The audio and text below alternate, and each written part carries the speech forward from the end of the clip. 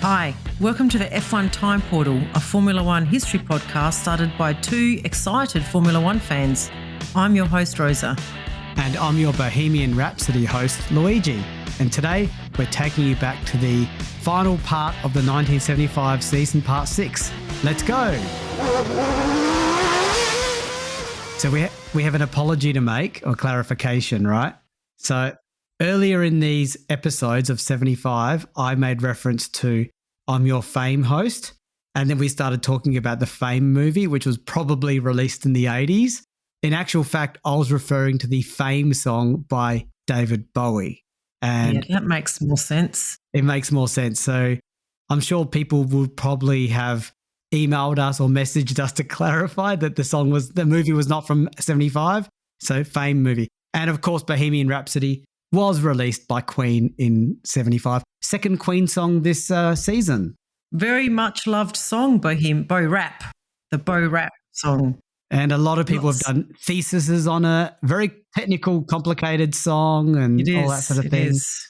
Yeah. One of the great songs in music history, up there with Stairway to Heaven by Led Zeppelin, I'd say. And what did you say, Delighted? Or was that the other one? Excited. Yeah. Well, who's going to win the championship? Well, that's why I'm so excited. Yeah. Lauda's in front. Lauda's got a lead of what's margin, his lead? Yeah. 23 points. 9, that's right. 18. Yeah, it's nearly 3 race win lead with only 3 races to go. 3 races to go. Someone has to win all the races, and that someone has to be Carlos Reutemann, who's perennially finishing on the podium this season, it seems.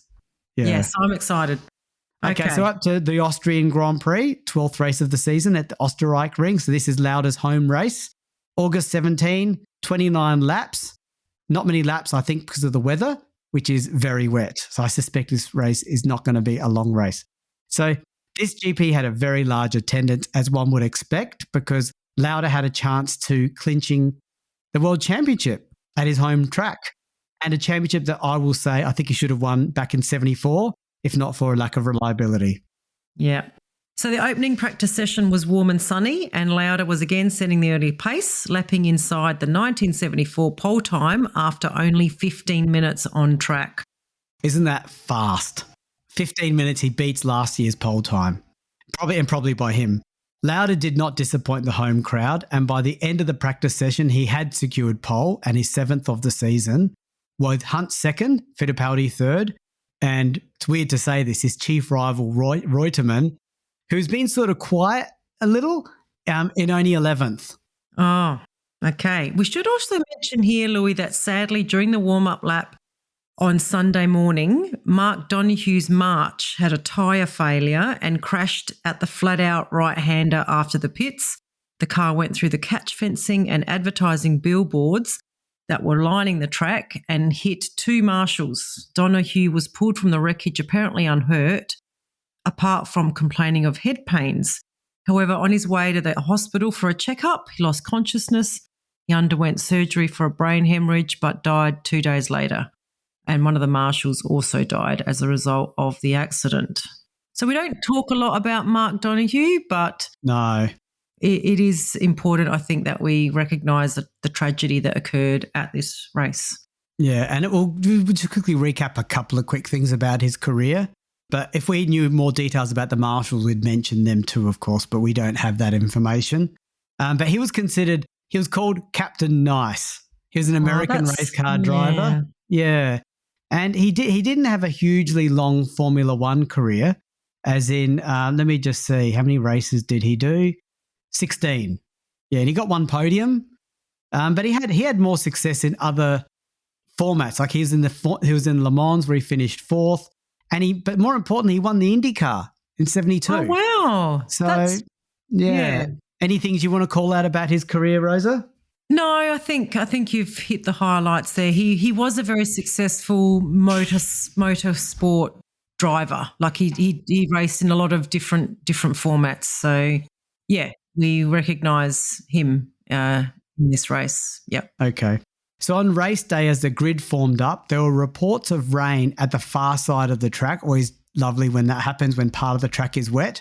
Thunderclouds were forming and the cars were returned to the pits to change to wet tyres. We haven't seen so much wet racing for a long time, have we? This feels like a unique thing to 75. Yes.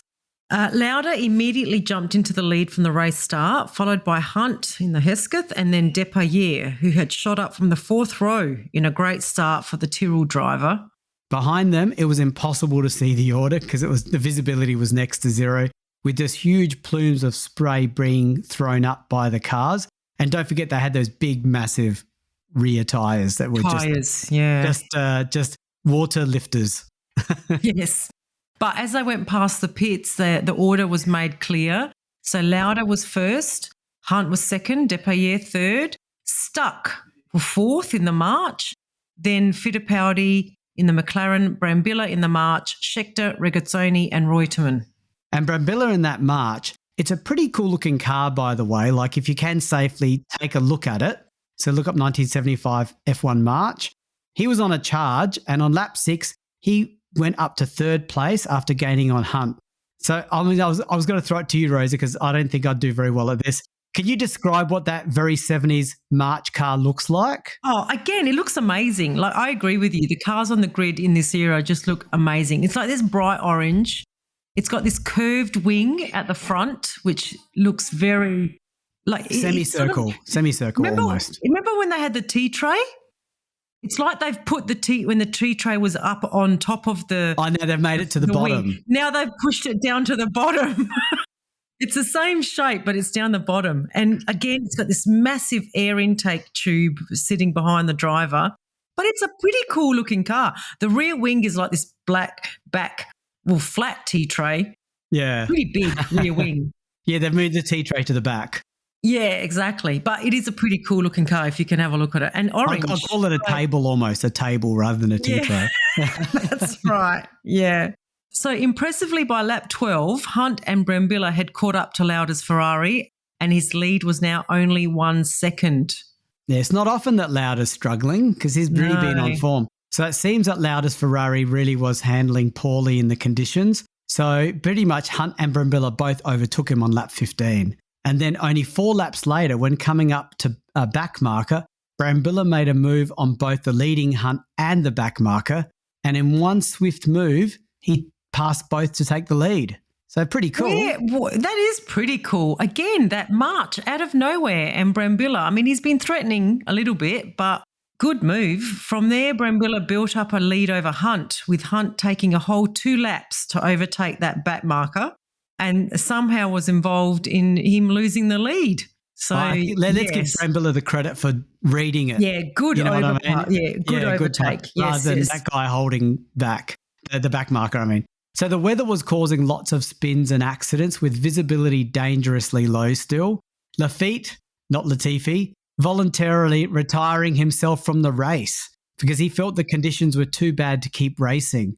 Now, let's keep in mind, Lafitte is in the very early stage of his career. So big call by him. He's not an Emerson Fittipaldi, I'm going home. No. Two-time defending, two-time champion, you know what I mean? So that's big move right. by Lafitte. It is. But it actually caused the organisers to stop the race after 29 laps.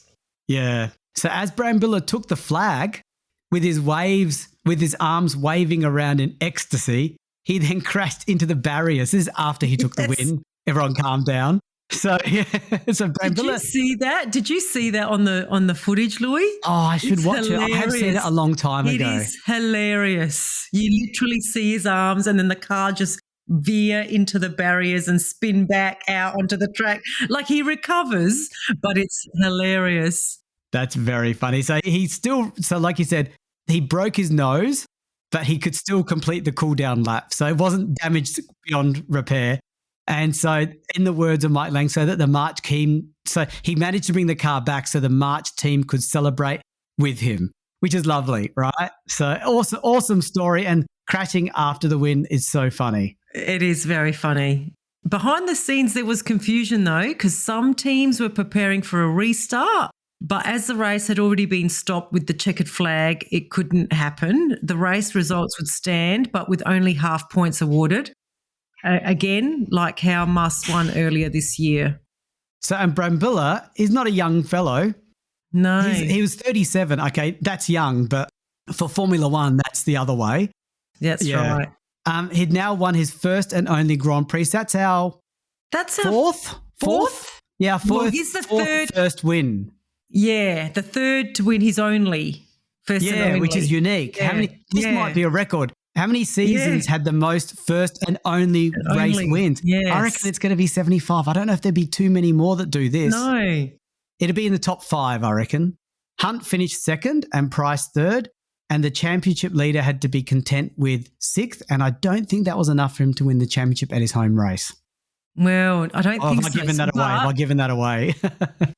But like Reutemann, Fittipaldi didn't feature in the points. So Lauda's 6th position actually allowed him to expand his lead to 17.5 points. So I think the thing is, if Lauda scores any points at all at the Italian Grand Prix, he could claim the championship in that race. So he didn't claim it here. He needed more. 9 points for the win, so 18 points is available, and he's leading by 17.5. If I was him, I'd just chill pill. I'd take a weekend off like Fittipaldi. I don't think that's going to happen somehow. But anyway, I don't think these racers know how to do a chill pill. So Lauda's in the lead, 51.5. Reutemann second on 34. Fittipaldi third on 33. Hunt fourth on 28. And Ferrari taking out the constructors' lead on 54.5. Brabham's on 51 and McLaren's on 41. Okay. So we're up to the Italian Grand Prix, race 13. At Monza, September 7, 52 laps, and the weather was overcast but dry. So the Canadian race was originally scheduled to be the penultimate race of 75, but was cancelled due to a small row between the Formula One Constructors Association and Mosport Park about payments. So Italy is now the second to last round. And Rosa, was a small row your words or that of Mike Lang? I would not use small row. That's a very British kind of like a row. We don't use that in Australia much. No, it was Mike Lang. Yep. Yeah. Okay. So, small clarification. Well, we know Lauda needed only half a point to be the 1975 world champion. This means that Ferrari team could win their first championship in 11 years on home ground. Now, I think it's 11 years since they won their first championship on home ground, not their first championship. No, not their first. Their first since then. Yes. Yeah. Yes, so because the last championship they won was Surtees. Surtees. But that was it. That was in Mexico. 64? So I just mean their first championship since then, because that was 64 and this is 75. And it's no spoiler. He's 17.5 points up. He's probably going to win it. So let's just So we're not spoiling anything. That is exciting that they could win it on their home ground. Yeah, that's exciting. I think someone else has done it, but I can't remember who it was now, but someone else did it as well. They won it on home ground. Yeah. Okay. Or home team ground. Yes, home team ground. The last race. Yes. Yeah. So practice started in warm and sunny conditions, and no one was surprised to see Lauda pretty much setting the pace, along with Regazzoni, but the extent of their dominance at the Monza track was staggering. After beating his 1974 pole time of 1 minute 33.16 seconds, Lauda went on to shatter the 1 minute 33 time barrier with a scorching lap of 1 minute 32.94 seconds. And that just shows how tight it was. That's not even very much, but it was seen as a big barrier because that shows how tough to do these times were on this track. But he eventually did improve the time even more, and he secured pole, as I think most people expected, 1 minute 32.24. Regazzoni also went under 1 minute 33 with a time of 1 minute 32.75 to line up second. Fittipaldi was third with 1 minute 33.08 and Scheckter fourth. Then a severe thunderstorm developed overnight, so that race day was wet, and it was obviously the theme of 75. So the 30-minute warm-up session took place in the rain with a lot of the track literally underwater, and it even looked like the race would need to be postponed. And for those that have been at an F1 race in the rain, let's also pause and consider the poor spectators because they're standing in the rain most likely. Fortunately, the rain stopped around lunchtime, and with water being pumped off the track, and the race was given the driver go-ahead after Lauda and Fittipaldi inspected the condition. Yeah. There you go. At the rate, so they were like the leaders, I guess. I wonder why they didn't send Graham. It would have been Graham Hill otherwise. You know, just flagging, when they had those big issues at Spain, it was Graham Hill that was like the primary representative, but he's probably lost that status now.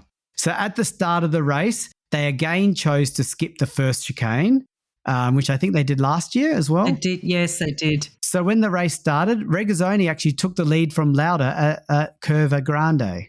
There were some minor scuffles as a couple of slow cars impeded the others getting through the first lap. Likely some caution in the midfield justified, because to finish first you need to finish, Luigi. That's right. Yes, yeah, that old nugget. That old chestnut. Yeah, the second lap was even more chaos as all the drivers now went through that chicane. After Regazzoni and Lauda safely made their way through, Scheckter was now up in third. He overshot the chicane and took to the escape road. Now, this was worth watching. This was mayhem. Mass bent his front suspension on the curbing, and after Reutemann, Fittipaldi and Hunt went through, Peterson was rammed from behind just as Bryce in the hill car, arrived stopping sideways on the track to avoid the Peterson accident. Cars appeared to go everywhere, strewn across the track and across the entry to the chicane, many going down the escape road and getting stuck down there as well. It looked like mayhem. They were in all different directions. Eventually, this is the funny part. I love the wording here. Eventually, Scheckter led them all out of the escape road. I think they had to go one at a time. Do you know what I mean? Yes, yeah. yes. After Bryce sorted himself out, they all got through the chicane. However, Andretti and Peterson had to retire with damage from the incident, as did Mass, Bryce and Stommelen with mechanical issues. So there were already only 19 cars left after the second lap. Meanwhile, having avoided all the drama, Lauda and Regazzoni had built a handy lead of 6 seconds over third place Reutemann at the end of the second lap. Then came close by Fittipaldi, Hunt, Depailler and Pache. And lap 16, Fittipaldi made his way past Reutemann to take third place and set about closing the 10-second gap to Lauda. So this is Reutemann. Oh, no, it's Fittipaldi. This is Fittipaldi trying to recover some pride. Lauda. Pride. Yeah. He can't win the championship, of course. No. After charging for 10 laps, Fittipaldi, driving his heart out, again, that's a Mike Lang word, had caught up to Lauda, who by now had fallen back from his teammate Regazzoni.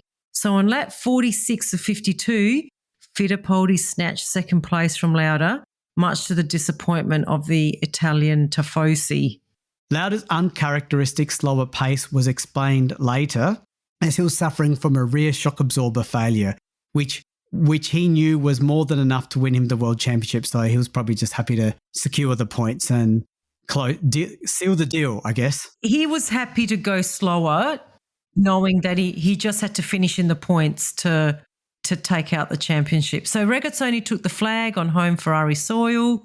Yeah, nearly his own soil. I think he's Swiss, I think. But born near the border, yeah. Near the border. 16 seconds ahead of Fittipaldi in second. The last Ferrari win here was in 1970, and Regazzoni was the winner there too. Yeah, interesting.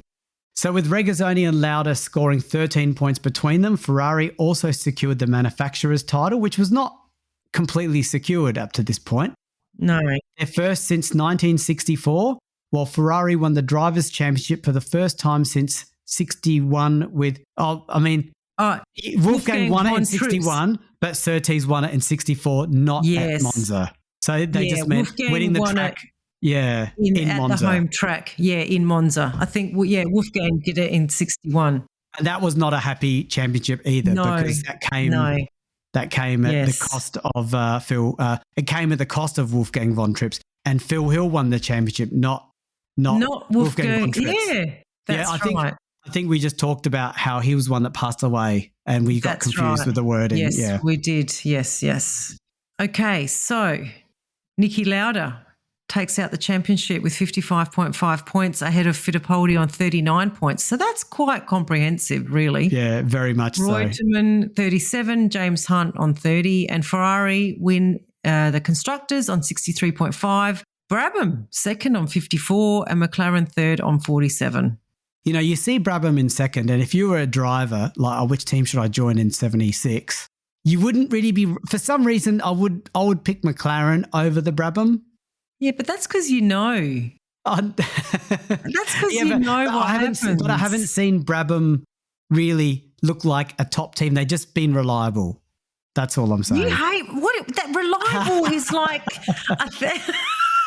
Yeah, but Ferrari's fast and reliable. Ferrari's fast and reliable. Ferrari is not reliable at all. They're fast, but they've had a few Regazzoni fails, that's for sure. Yeah. All right. We're up to the last race of the season, the United States Grand Prix, race 14, Watkins Glen, October 5, 59 laps, and the weather is cool and dry. So we arrive here with Ferrari having already taken 8 poles, 5 wins, and the Drivers' and Constructors' Championship. But Ferrari had never won the US Grand Prix. And this is partly explained by the number of times I remember Ferrari refusing to even fly there for the Grand Prix. So they self-limited themselves, but maybe they can do it this year because they bothered turning up.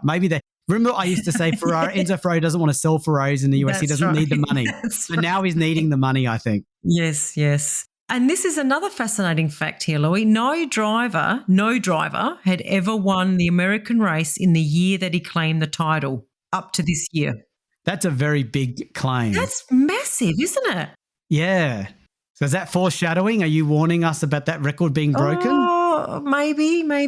But it's an interesting stat because I do remember the USGP being the decider for lots of championships. So to not have the winner of the championship win here seems unbelievable.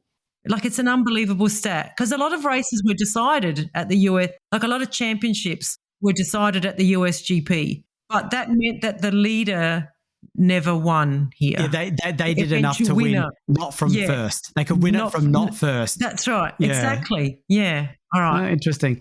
So there was a chicane added to the track. Interesting. This seems to be another theme of 75. A suggestion, I think, did I read this right? A suggestion from Scheckter. So was it named after Scheckter? Yeah. But the chicane was suggested after Severt's fatal accident in 73. So I don't know if a driver wants a chicane named after him, especially when they're active. I don't know. Yeah, exactly. You want a straight named after you, not a chicane. Because a chicane is a negative, not a positive, a deterrent. No. Yeah. What about the Senna? What else is the Senna S's? Is that named after Senna? But that was like not when they were active drivers. Not when they were driving. Is there anything else? There's no other chicane named after. There's a Hamilton Straight, isn't there? Isn't there a Hamilton Straight? A lot of them name the corners because the corners are like a reference point of the track. But a chicane is not a corner. Yeah. No, it's not. It's a slowing down section of a race. I just don't think let's put it this way. I don't think that chicane is on Schecter's driving resume. No. I got a chicane named after me. If a chicane was named after me, it would be on my resume. Yeah. So, as a result, practice times were about 4 seconds slower here. So interesting that at Silverstone, the chicane increased lap times. Oh, no, that was about the same. They were both 4 seconds, about 4 seconds slower, yeah.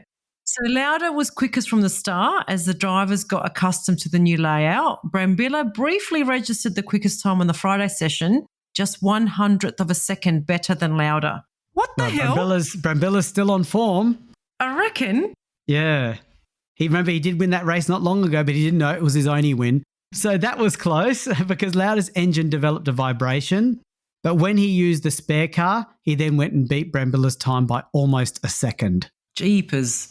On Saturday, it was Fittipaldi who briefly held pole at 1 minute 42.36, but Lauda answered his challenge as well, ending the discussion at 1 minute 42.003. So, took a lot of time out of Fittipaldi's time. Reutemann lined up third, Jarrier fourth, Andretti fifth, and Brambilla sixth. And just a funny incident, on race day, Lella Lombardi's Williams suffered an electrical failure and her teammate, Jacques Lafitte, was unable to race after mistaking visor cleaning fluid for his eye drops. So, first of all, that must have hurt. Yeah. And as a result, Lella Lombardi tried to use Lafitte's car. I'm not sure if Lafitte's car was, a higher standard or had some, modifications that her car didn't have, but she couldn't fit in the car. So I don't know what that means. I don't know if that's a criticism of her or if, I don't know. It was just an unusual thing for them to say, I thought. Yeah. Look, she looked, from what I saw, she was quite short. So maybe she didn't reach the pedals. Like I think Lafitte was a bit taller than her. There was quite a few tall drivers in this era. But yeah, that whole mistaking visor cleaning fluid sounds like something out of a Three Stooges movie. It's ridiculous. Gosh. And the poor guy, I hope it didn't hurt too much. Yeah. Yes. Gosh. So at race start, Lauda led the field from the grid and through the new Schechter chicane. I almost thought, is that Schechter? No, it's a chicane. Yeah. Lauda was followed by Fittipaldi, Jarier, Brambilla, Reutemann and Andretti. Pache and Depailler collided on lap 2, both retiring from the race as a result. So the gap between Lauda's Ferrari and Fittipaldi's McLaren settled at about 1 second, and Mass, who had moved up to 6th, suddenly lost 3 places to Andretti, Hunt and Peterson when he accidentally switched off his engine on lap 3. So this is the Three Stooges part 2, right? Yes. How can you switch off your engine while you're driving? Yeah, Wow. It shows poor design. Why is that button anywhere near? Exactly. Why is it anywhere near the steering wheel in your hands? That's right. Yeah. Yes. But Peterson is not having a great year, that's for sure. Yeah. In the meantime, up front, Lauda and Fittipaldi were racing nose to tail, but were some 5 seconds clear of Jarier in 3rd, while Reutemann had just moved into 4th at the expense of Brambilla. So we've still got Reutemann still sort of up there consistently. He's up there. Yeah. Oh, but then his rear suspension broke, retiring him from the race. So the order behind Lauda and Fittipaldi now read Jarier, Hunt and Brambilla. Yeah, the 2 front runners were coming up to lap Regazzoni, who was way down, having to pit after damaging his nose cone against Mass's rear wheel. Interestingly, Regazzoni jumped out of the way of Lauda's Ferrari, his teammate of course, but jumped right back on the racing line to prevent Fittipaldi from going through. And this is the funny thing, he did this for 6 laps, despite multiple blue flags being waved at him. Teamwork makes the dream work, Louis. This is in direct contrast to Pache, acting ethically in that race where he moved aside to let his front runner, his faster teammate through. Yeah, and also other people went past him as well. And here we have Regazzoni deliberately standing in the way. So, but we've got to give him some credit. There was no radio asking him to do this. He just knew it had to be done. A bit like what was that guy's name in '64? Baghetti. Your friend Baghetti. Friend. Yeah. So, but I mean, there was nothing to fight for here. There's no championship to fight for. It was all pride, just pride. Yeah, it was funny. Yeah, so 4 laps later, Fittipaldi was still stuck behind Regazzoni, shaking his fists and getting very angry at the Swiss driver. Eventually, or finally, the clerk of the course noticed and intervened by holding out a black flag to Regazzoni. But it was too late. Lauda had stretched a 1 second lead to about 10 seconds. Regazzoni was brought into the pits for a warning on lap 24.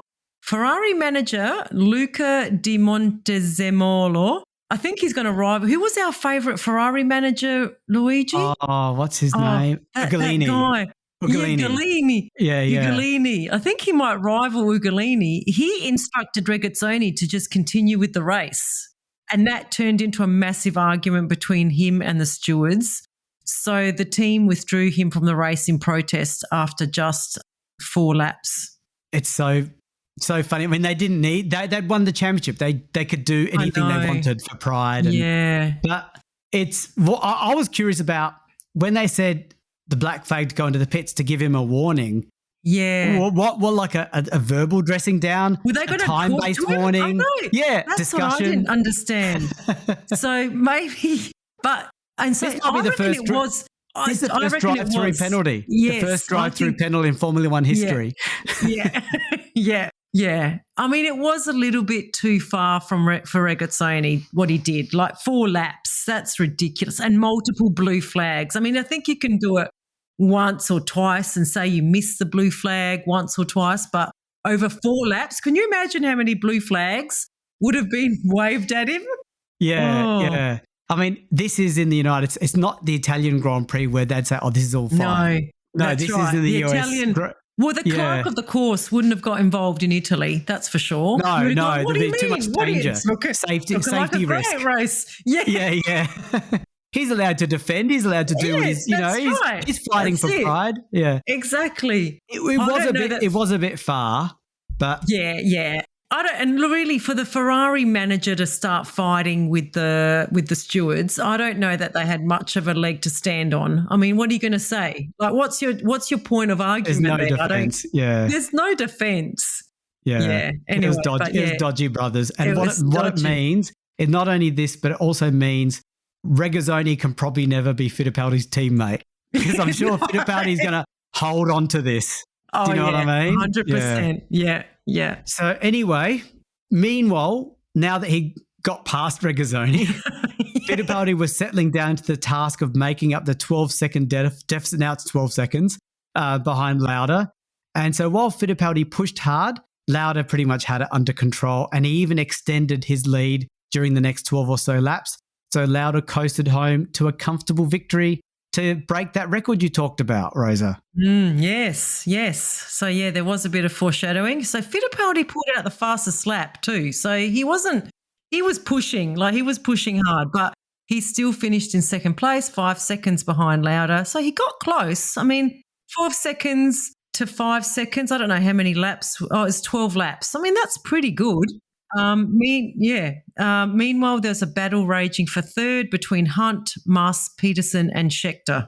Yeah, so Mas overtook Hunt on lap 33, and with 9 laps to go, Peterson also passed Hunt, who was struggling with his gear selection and brake balance. Then 3 laps from the finish, Mas's brakes began to fade, so Peterson closed in on him. But then Peterson locked up his left front tyre under braking, which caused a flat spot on his tyre, and this slowed him down enough for Hunt to retake fourth on the last lap. So just a little bit of chopping and changing. Yeah. So final placings then were Lauda first, Fittipaldi second, Mas third, Hunt fourth and Peterson fifth. And the first win for Ferrari at the US GP. And Lauda breaks the US Grand Prix curse, not allowed to win it if you're the champion, which he broke. Now redundant. Yeah. Yes, now redundant. Yeah, so just for the final standings for the people interested out there, Lauda wins the championship with 64.5 over Emerson Fittipaldi on 45, Reutemann third on 37, Hunt fourth on 33. So not a bad finish for Hunt. And in the constructors, Ferrari take out the championship with 72.5, Brabham second on 54, McLaren third on 53, just 1 point down. So interesting you say there, Louis, that you wouldn't go for Brabham. I would join McLaren. I'd still join McLaren. Yeah. And Hesketh fourth on 33. Okay. So that's a wrap. We've had Niki Lauda, who coined the term. What was it? Yeah, the unbelievable year. Unbelievable year. Yeah. So he actually referred, it did turn out to be a dominant season for Ferrari in the end. And the title did come from Lauda, who he himself referred to it often in interviews and throughout his career as the unbelievable year. So I can now see why, because they were nowhere at the start of that year. Yeah, but it wasn't really an unbelievable year, because it was only unbelievable from race 6 onwards, sort of. Do you know what I mean? The first 5 races, it was anybody's year. Yeah. Do you know what I mean? Even in those first 5 races, it wasn't Ferrari. I don't think No, that's what I mean. That's what I'm saying. For him to call it the unbelievable year, I'm just saying maybe the unbelievable 3/4 of the season. Okay. Doesn't sound as good as a headline, does it? Doesn't, no. I think he was going for maximum impact with his interviews. Words. Yeah. Yeah. So, the first 5 races didn't have a Ferrari win. So they were nowhere. They were nowhere in the first 5 races. 5th, 4th, 5th, 6th, retirements. So, Anyway, so I think it was a good, disappointing to see Lotus drop off substantially, not developing their car, as we said. Sad to see their downfall. But, it was an interesting year. I really enjoyed reviewing this year. and watching the footage as well. Like I said, those cars, they're like little go-karts. They're really cool. Yeah. And slipping and sliding all over the track. It's pretty awesome racing. Yeah. And so my view is that it was a fascinating season. I see it broken into sort of two parts. Race 1 to 5 was 5 different winners. And then the rest of the season where pretty much Lauda, he sealed the championship with a 5-race streak where he won 4 races. And this really set him up for the rest to just bring it in home, and he still won more races as the race season ended. But I did feel like there was a lack of a consistent competitor with him, because initially it was Fittipaldi that was taking it to him. Like he won the first 1 or 2 races, if I recall. That's right, first and second. He won the first, yeah. And he came second in the second race. But there wasn't really a single driver that really took it to him. Do you know what I mean? Like Reutemann was in the background, you know? Yeah. And Fittipaldi faded a bit, and it didn't help about that leaving that race early. And also Regazzoni got the brunt of the reliability issues, which Lauda got in 74. So, you know, I guess, so in that regard, he didn't really have a rival, I think. It didn't feel like it to me. Do you sort of agree? Are you taking away the magnitude of his win, Louis? No. It was an impressive win. It was a really impressive win because by destroying the competitors, he eliminated it. And like Mike Lang said, despondent other teams. Yeah, that's what you're right. That was Lauda. That's Lauda's fault. He didn't really have a rival that stepped up to his challenge in the year. He ended up winning pretty comfortably. Like he had like a 20-point lead throughout most of the second half of the season, and no one really challenged that. No one got close. So you're right. In a way, the other teams didn't really put up. And like if Brabham had managed their drivers a bit better between Pache and Reutemann, they might have been able to push one of them up a bit closer to challenge pressure him. Yeah, to pressure him. I don't think but they didn't know that Pache kept being faster but retiring. So how could they keep giving it to Reutemann when Pache was ahead of him most of the time? Exactly. So that kind of didn't work for them. And then Fittipaldi, he was there or thereabouts, but his car let him down a bit. So yeah, you're right. He didn't really, but it probably happened because he was so dominant, I think. Yeah, that's right. I think exactly that. And I also want to acknowledge that I think this season was a little bit of a changing of the guard because you had a lot of drivers getting their first wins. Now, we know that a lot of them was their first and only wins. However, Hunt is not in that category, and he's obviously going to be someone we'll be keeping an eye on. It's because he's going to win more races. And so in that regard, it was an interesting transitional year where you have lots of new winners and a new era. So, but beautiful looking Ferrari car, dominant win by Lauda. Just a really, really good season to read about, especially the 5 different winners in the first 5 races. You had no idea what was coming at that point. And looking at the vision, I miss the era of exploding tyres and tyre wear and slipping across the track and, you know, slipping around corners, almost rally driving-esque. I miss that. I miss, you know, everything. Now, if you slide out of a corner, it's like, oh, they've lost time. That's bad driving. He's lost time in that corner. Like, really? Like, I want some of that fun to return to Formula One, and it looks like they're really pushing the cars to the edge. Yeah, whereas now you kind of don't see that anymore. You don't see the close following. Like these cars, because they were like semi go-karts, they could go right near each other. They weren't as aero compromised, and that's right. A lot more mechanical grip. If everyone is sliding through corners and slipping and locking into corners, it's the same for everyone. Whereas now it doesn't happen like that. If you're doing that, you're a bad driver or you got a bad setup. So, yeah, interesting. I know. Okay. And you wanted to give special credit to Brambilla, Louis. Yeah, just because he won the race, crashing right after during the celebration. That doesn't happen too often. It's a very human thing to do. Yes, It's like you see people in Tour de France, they're riding their bikes and they put their hands up in the air when they've won the yellow jersey or whatever. Yeah. You don't see them flying off their bikes. So he took his hands off the steering. He took his hands off the steering wheel, and that's what makes it really funny. It's the sort of thing I would possibly do if I won a race. So yeah, I like that. Yeah. All right. Well, 76 next, Louis. Now, a lot of people will know about 76. Even if they don't realise it was 76, they'll know what happens in 76 as a big Yes. event in Formula One. And if you have not watched the movie called Rush, Yes. which was released in the late 2020s. 2020s, yep. I might have to watch it again. You need to watch the Rush movie before you listen to our podcast. It'll add more flavor to the story. Yeah. Yeah. But can Ferrari go back to back? Can they continue this domination? That's the question, isn't it? That is the question. I'm going to keep my fingers crossed. And yeah, we'll be back for the TP Championship. We'll see whether we crown the same driver as the People's Champion. I suspect probably. Let's see. All right. Okay. See you, everyone. Bye. Bye.